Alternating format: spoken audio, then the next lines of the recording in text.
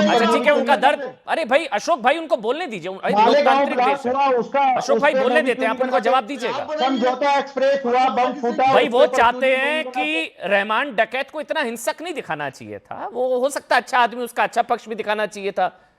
वो रहमान डकैत हो, हाफिज सईद हो, इन मसूद अजहर, इन पर अगर मूवीज बनाए आप लोग तो उनका अच्छा पक्ष भी, वो अच्छे आदमी शांति दूत भाई लोग हैं वो आप समझिए, उनका पूरा इतना क्रूर दिखा दिया, इसलिए उसको उनको दर्द हो रहा है रंगरेज भाई को। इतना हिंसक क्यों दिखाए ना आतंकवादियों को, ठीक है ना रंगरेज भाई, यही ना।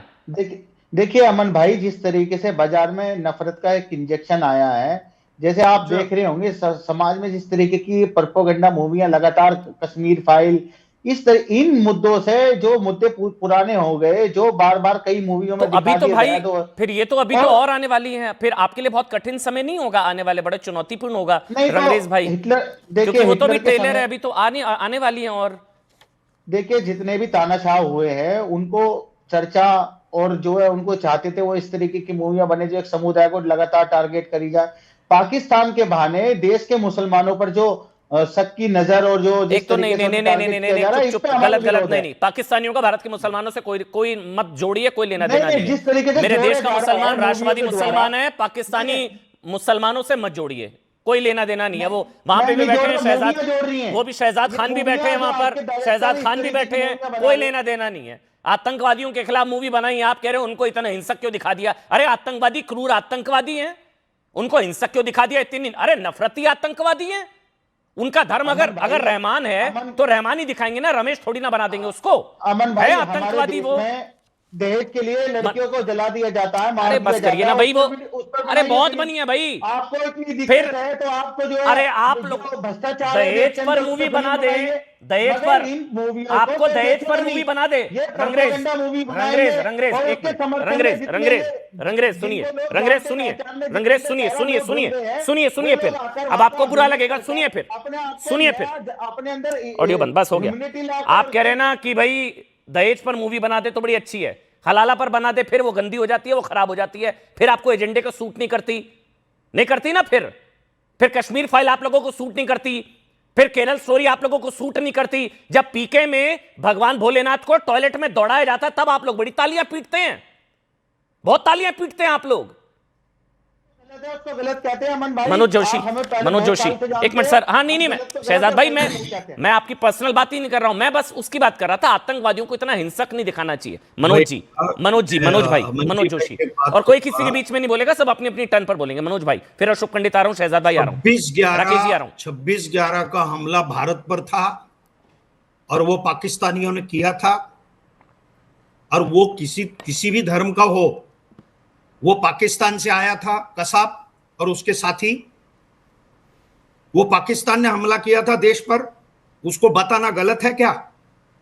और जो भी पाकिस्तान के कारस्थान थे, या आईएसआई हो या कोई भी हो, वो जो कारस्थान थे उनको उजागर करना, और देश के अंदर ये जो आप अपनी जो भी ये भाई साहब बोल रहे थे, विथ रिस्पेक्ट, राजनीति की बात मत करो, फिल्म की बात करो। फिल्म में आज ये नया भारत है, और नए भारत में इस प्रकार के विषय आज तक कभी नहीं आते थे। ठीक बात, आज ये आया और सारे विषय रखे हैं, न केवल 26/11, ये जो देलारू जो नाम की ब्रिटिश कंपनी थी, उसको उस मुद्रा छापने के लिए स्पेशल सिक्योरिटी पेपर सप्लाई करती थी, वो सप्लाई करने वाली कंपनी, और पाकिस्तान में भी इसी कंपनी को पेपर खरीदता था, जिसमें नकली नोटों की क्वालिटी इतनी हाई हो गई थी कि आरबीआई के वॉल्ट में फर्जी नोट मिले थे, इंटेलिजेंस एजेंसियों ने अलर्ट दिया था,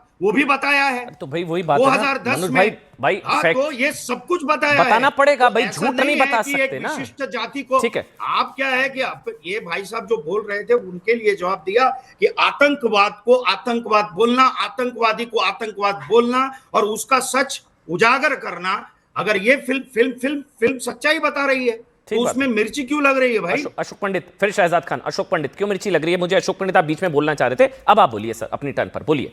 वो कह रहे हैं कि इतना हिंसक क्यों दिखाया आतंकवादियों को? शांति दूत होते हैं वो, तो मजबूरी में हथियार उठाते हैं, हालात के मारे बेचारे।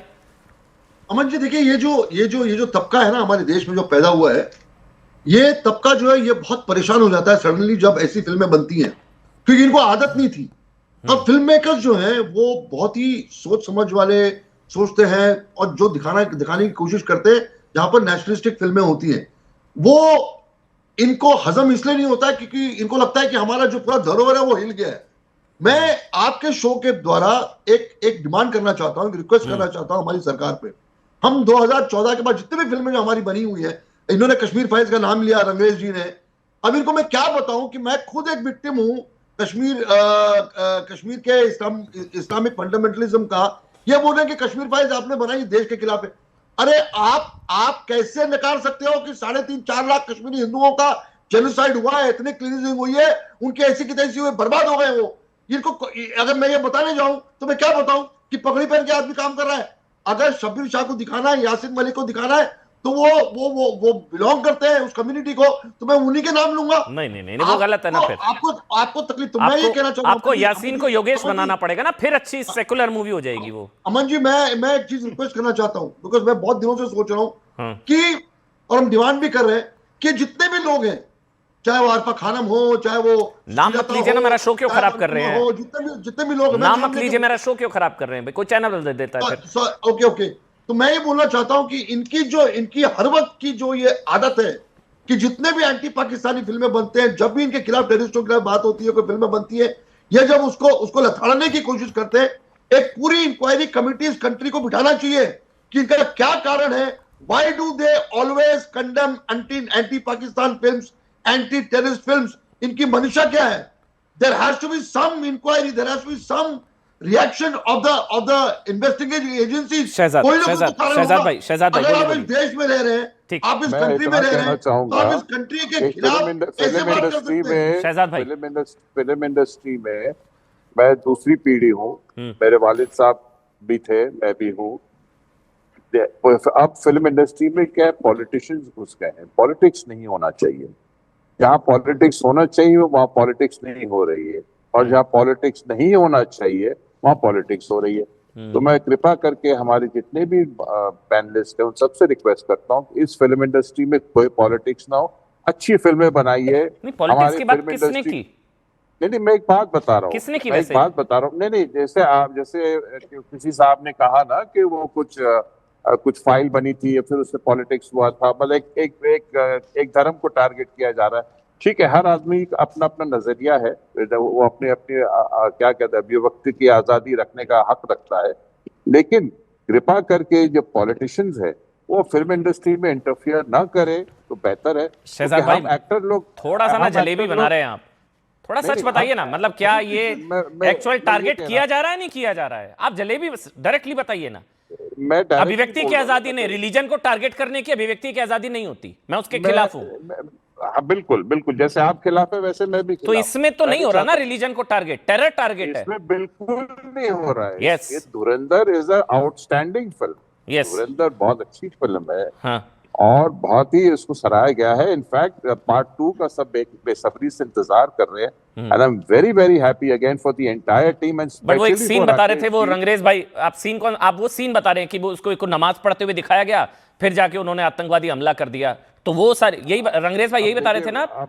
जी। मेरी बात सुनिए। तो हो सकता है एक्चुअल ऐसा हुआ और रिसर्च बेस्ड हो, पूरा रिसर्च होगा उसके बाद ही हुआ होगा। फिल्में कभी भी सच्ची घटना पर आधारित नहीं होती है, एक एंटरटेनमेंट के लिए होती है, और लोग उसका एंटरटेनमेंट करते हैं और लोग मजा लेते हैं और अपने घर आ जाते हैं। मगर जिस तरह की राजनीति हो रही है अमन भाई, बहुत ही मैच्योर आदमी है ये, बहुत ही मैच्योर शख्स है। अमन जी, मैं आपको मैं उदाहरण बताता हूँ। सही बात है। ये राकेश बेदी साहब जो हमारे साथ पैनल पे वो दे सकते हैं, क्योंकि वो उन्होंने काम किया उस फिल्म में। बिल्कुल, और हम और आप तो जवाब दे नहीं सकते। रंगरेज भाई ऐसी कई मूवीज बनी है, 9/11 पर भी बनी फिल्म, 26/11 पर भी बनी फिल्म, और उन लोगों ने आतंकवादी हमले से पहले नमाज पढ़ी तो दिखाया गया होगा।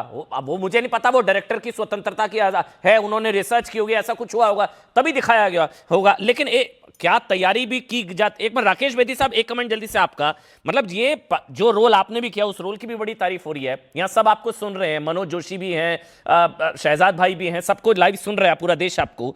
आपने भी इस रोल के लिए कैसे अपने आप को तैयार किया? मतलब आप उसमें, माफ करिएगा, मक्कार भी लग रहे हैं और खतरनाक भी लग रहे हैं, और आप बहुत, मतलब हर तरह के, और आप रूप बदलने वाला किरदार है आपका। देखिए, जब मुझे ऐसा लगा कि ये एक पाकिस्तानी कैरेक्टर है, तो मैंने सबसे करीब में गया कि मेरा जो लुक है उसके शरीर सबसे करीब कौन लगता है। फिर मैंने बहुत सारे पॉलिटिशियन पाकिस्तान, उनकी स्पीचेस मैंने निकाली यूट्यूब से, उनका मैंने टेक्स्ट लिखा, टेक्स्ट लिख के फिर मैंने अपनी एक स्पीच बनाई। वो जो सबको मिक्स करके मैंने अपनी एक स्पीच बनाई। मतलब एक नहीं, कई स्पीचेस बनाई।